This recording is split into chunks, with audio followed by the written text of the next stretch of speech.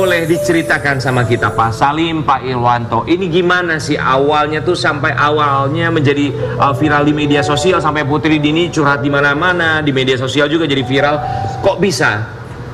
Jadi begini Mas, terima kasih banyak sebelumnya sama Trans TV mengundang saya datang ke sini.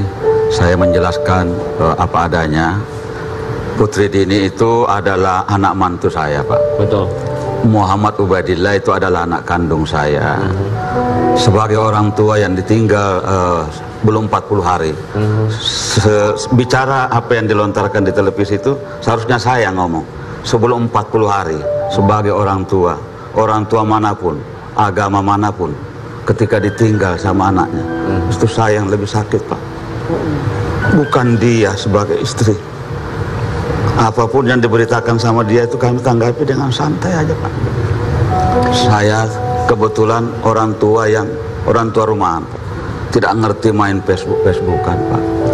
Saya disampaikannya sama tetangga. Begitu besar fitnahannya. Adapun yang beredar di video itu sebenarnya hanya potongan. Dia nggak ungkapkan pertamanya Pak. Kenapa saya marah? Karena dia bikin ulah.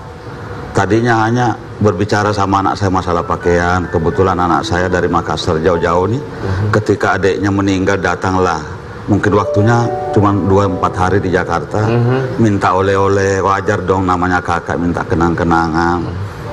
Hanya itu permasalahan kecil sebenarnya. Minta oleh-oleh ke siapa maksudnya? Ke Putri Dini. Oh, oke. Itu kakak kandung. Ubay. Kakaknya Ubay dari Makassar ke Jakarta setelah adiknya meninggal. Minta oleh-oleh barangnya dari almarhum. Oh, oke, minta barang dari almarhum. Ya, itu awal mulanya. Wajar sih kalau misalnya minta barang almarhumnya karena sebagai pihak keluarga keluarga inti gitu loh. Saya dapat informasi dari anak, cuman saya abaikan. Saya pikir oh ini anak-anak. Saya coba masuk tenggarai, saya ngomong baik-baik sebagai orang tua. Saya menasihati anak saya wajar. Saya sampaikan itu tidak bisa begini. Lalu cerita ini sedikit, saya ngomong masalah mobil. Sebenarnya saya nggak mau ngomong masalah harta benda itu. Kalau dia memang baik cara ngomongnya, dia menghargai saya, ayo kita ketemu. Dia bilang bahwa mobil diminta gitu ya. Iya. Kemudian juga rumah, kemarin dia sempat cerita bahwa dia udah nggak punya akses untuk ke rumah. Itu benar nggak sih Pak sebenarnya yang terjadi? Pak Irwanto mungkin mau jawab juga. Jadi terima kasih. Berkaitan dengan video yang viral, di situ saya ngelihat Putri ini ngeframe permasalahan ini. Ngeprank? Iya, ngeframe. Ya, jadi framing dia masalah ini agar supaya para netizen simpati ke dia. Jadi yang pertama kebohongan ke publik itu, dia nggak sebut Ubay ini kerja di mana. Ubay sebelum meninggal ada kontrak tahunan dari PT Java Jis Indonesia dengan produk bolu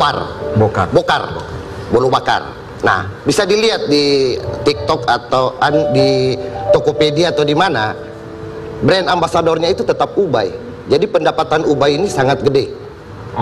Nah, sekarang dia pungkiri di situ, dia katakan rumah sakit dibayar dia, rumah sakit BPJS. Kita udah ambil semua dari rumah sakit Koja dan RSCM. Ada datanya? Ada datanya semua, itu sudah kita lapor semua kepada polisi atas berita bohong itu. Dan mobil, apa yang dia punya, yang beli itu anak pertamanya Pak Haji Salim. Namanya Alif. Jadi yang dia bilang bahwa sebenarnya untuk beli mobil itu patungan, ada uang dia di situ? Nggak ada sama sekali. Itu bukti semua, bukti pembelian kwitansi lunas. Karena mobil bekas. Bukti transport jelas semua. Berarti dari pihak keluarga sudah ada bukti untuk mengcounter apa yang disampaikan?